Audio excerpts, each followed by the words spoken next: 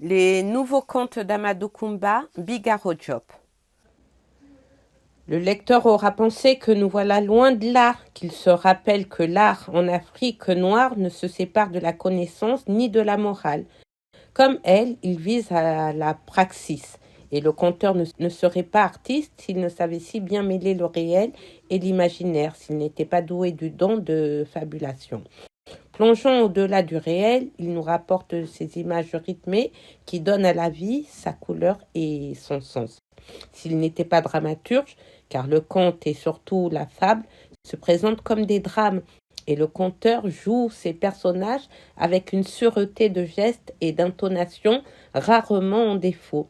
Il prend tour à tour une voix ironique de Luck, la voix nasillarde de Oncle Bouki, la bonne grosse voix de Nien l'éléphant. Il chante ses poèmes qui marquent le rythme de la pièce, il les danse parfois. Il s'agit de véritables spectacles que l'on pourrait diviser en scènes et parfois en actes, comme les pièces de théâtre. Et ce n'est pas hasard si Lamine Diakhaté a porté Sarzan sur la scène du théâtre fédéral de Dakar. Prenons par exemple le taureau de Bouki. Il se présente comme une comédie dramatique en un acte.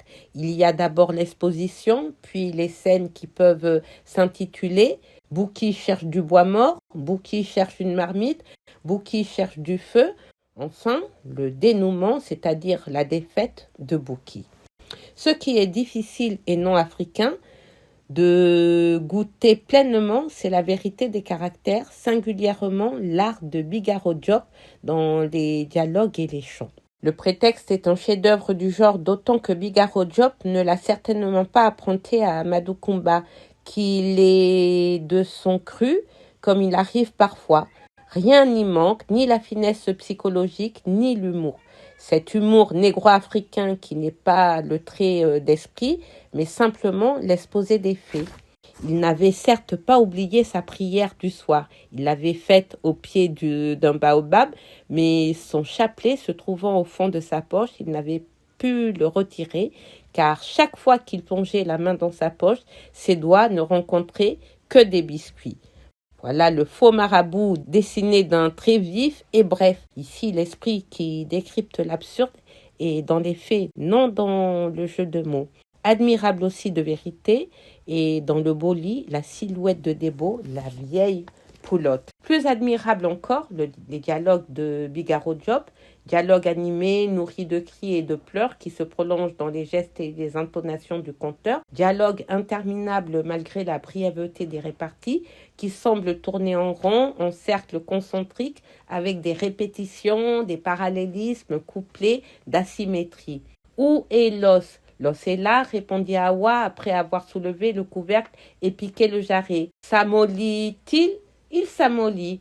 Remets le couvercle et attise le feu, ordonna mort l'âme. Et plus loin, où est l'os? L'or est là, s'amollit-il? Hawa avait levé le couvercle, piqué le jarret. Il s'amollit.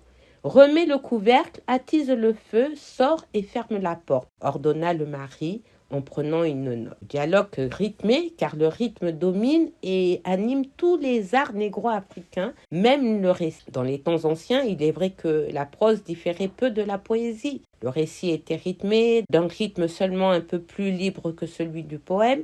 Il était déclamé d'un ton monotone sur une note un peu plus élevée que celle de la conversation. Rythme des dialogues, nous venons de le voir, aussi bien que le rythme de la pièce, conte ou fable, divisé en scènes, que souligne le retour périodique d'un chant poème. Mais alors qu'en Europe, le rythme basé sur les répétitions et des parallélismes provoque un ralentissement et un mouvement statique, en Afrique noire, tout au contraire, répétition et parallélisme provoquent une progression dramatique. D'autant qu'il ne s'agit pas ici d'une simple répétition. Comme dans le style nègre de Charles Péguy, les répétitions se présentent avec de légères variantes et les parallélismes sont coupés d'asymétrie. On sent que la répétition ne peut se prolonger indéfiniment, que la rupture approche, c'est-à-dire le dénouement, comme dans le cas d'une porte contre laquelle s'acharne un bélier. Revenons au chant poème. où se révèle comme nulle part ailleurs le talent personnel de Bigaro Diop. Avec une aisance souveraine, il mêle texte et traduction, il entrechoque wolof et français. Mieux, il tire de la simple traduction des effets saisissants.